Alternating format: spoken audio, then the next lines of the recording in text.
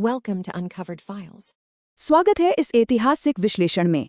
आज हम इतिहास के एक ऐसे नाम की बात करेंगे जो अपने आप में एक खौफ भी है और एक बहुत बड़ा रहस्य भी। Genghis Khan. ये एक ऐसा चरित्र है जिसे सिर्फ एक क्रूर हमलावर कहना शायद पूरी सच्चाई नहीं होगी। उसका शासन भयानक विनाश और आश्चर्यजनक बदलावों का एक बहुत ही जटिल विरोधाभास था। इन ऐतिहासिक स्रोतों के आधार पर आज हम उस शासक के जीवन, उसकी रणनीतियों और उसकी मौत के अनसुलझे रहस्यों की गहराई में उतरेंगे। तो चलिए बिना किसी देरी के शुरू करते हैं।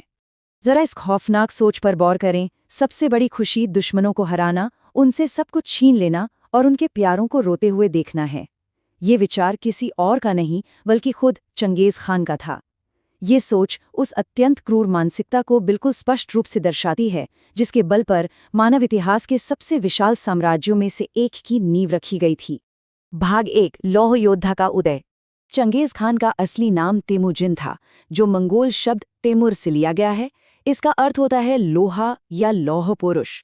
कहा जाता है कि 1162 में जब उसका जन्म हुआ तो उसके दाहिने हाथ में खून का एक थक्का जमा हुआ था, जिसे एक अपशकुन माना गया। और परेशानियां वहीं खत्म नहीं हुईं। 10 साल की उम्र से पहले ही दुश्मनों ने उसके पिता को जहर दे दिया और उसके अपने ही कबीले ने तेमुजिन और उसके परिवार को कठोर मंगोलियाई मैदानों में मरने के लिए बेसहारा छोड़ दिया। एकदम शून्य से शुरुआत करना शायद इसी को कहते हैं। और इसी भुखमरी और कड़े संघर्ष के बीच मात्र 10 साल की उम्र में तेमुजिन ने जो किया वो रोंगटे खड़े कर देने वाला है। परिवार पर नियंत्रण पाने के लिए उसने अपने ही सौतेले भाई बख्तेर की हत्या कर दी। ये क्रूर हिंसा का पहला कदम था। इस कदम ने उसके परिवार के अस्तित्व को तो बचा लिया, लेकिन साथ ही पूरी दुनिया को ये भी संकेत दे दिया कि उसका भविष्य कितना निर्मम होने वाला था। भाग 2, साम्राज्य निर्माण और योग्यता। उस समय की पारंपरिक मंगोल प्रणाली में ऊंचे पद सिर्फ परिवार और वंश के आधार पर मिलते थे, लेकिन तेमुजिन ने इस पूरी सैन्य संरचना को जड़ से उखाड़ फेंका। उसने पदोन्नति का आधार सिर्फ और सिर्फ योग्यता, कौशल और वफादारी को बनाया। अगर हम आज की आधुनिक प्रबंधन रणनीतियों यानी मॉडर्न मैनेजमेंट के नजरिए से देखें तो ये एक बेहद क्रांतिकारी और कुशल ढांचा था। इस कदम ने भले ही उसे अपने बचपन के दोस्त और खून के भाई जमुखा से दूर कर दिया, लेकिन इसके बदले में उसे एक ऐसी अजय और खूंखार सेना मिल गई जो उसके लिए जान देने को तैयार थी। लेकिन याद रहे, इस वफादारी की कीमत बहुत बड़ी थी। चंगेज खान गद्दारी को बिल्कुल बर्दाश्त नहीं करता था, थोड़ा भी नहीं। जब जमुखा के ही जनरलों ने अपने नेता को धोखा देकर चंगेज को सौंप दिया तो इनाम के बजाय उन्हें जीवित ही खौलते पानी में उबाल दिया गया। और खुद जमुखा, उसने मंगोल परंपरा के अनुसार खून बहाए बिना मौत चुनी। उसकी पीठ तोड़ दी गई। वफादारी का ये खौफनाक पैमाना उसका सबसे बड़ा हथियार था। भाग 3, क्रूरता और पूर्ण सत्ता। 1206 में 35 साल की उम्र में तेमुजिन को चंगेज खान यानी यूनिवर्सल रूलर की उपाधि मिली, और इसके बाद जो तबाही का दौर शुरू हुआ उसकी रफ्तार हैरान करने वाली थी। 1211 में पश्चिमी जिन साम्राज्य गिरा, 1215 में जिया साम्राज्य और 1220 आते आते शक्तिशाली ख्वारिज्म साम्राज्य का पतन हो गया। चीन से लेकर यूरोप की सीमाओं तक लगभग 1 करोड़ वर्ग किलोमीटर का क्षेत्र इस लौ योद्धा के अधीन हो चुका था। 4 करोड़, ये कोई मामूली आंकड़ा नहीं है। ये चंगेज खान के क्रूर सैन्य अभियानों में मारे गए लोगों की अनुमानित संख्या है। जरा सोचिए, ये उस भयानक मानवीय कीमत को दर्शाता है जो इस अभूतपूर्व साम्राज्य को खड़ा करने के लिए चुकाई गई थी। ये आंकड़ा आज भी इतिहासकारों को सिहरा देता है।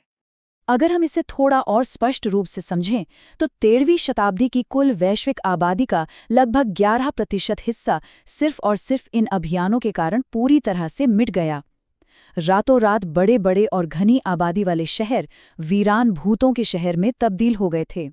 इस व्यवस्थित क्रूरता को उर्गेंज शहर के घिराव के उदाहरण से समझा जा सकता है। वहां 50,000 मंगोल सैनिकों में से हर एक को 24 निर्दोष लोगों को मारने का सख्त कोटा दिया गया था। परिणाम, लगभग 12 लाख लोगों का कत्लेआम। ये युद्ध के मैदान की कोई आम लड़ाई नहीं थी, ये ठंडे दिमाग से की गई एक गणनात्मक और व्यवस्थित हत्या थी। भाग 4, विरोधाभासी कानून और नीतियां। लेकिन इतने बड़े जनसंहार के बीच चंगेज खान की नीतियां चौंकाने वाली हद तक विरोधाभासी थीं। एक आधुनिक राजनीतिक इतिहासकार के नजरिए से देखें तो वो सिर्फ एक अंधा हत्यारा नहीं बल्कि एक बेहद जटिल राज्य निर्माता था। समकालीन नागरिक अधिकारों के चश्मे से उसकी नीतियां हैरान करती हैं।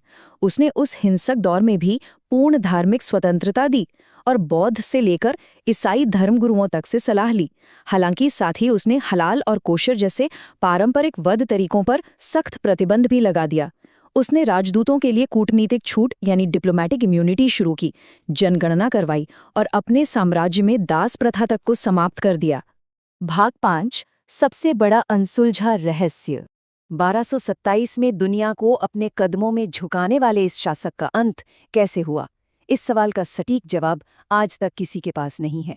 इतिहास में इसे लेकर इतना भ्रम है कि इसके इर्द गिर्द कई रहस्यमयी ऐतिहासिक सिद्धांत बन चुके हैं।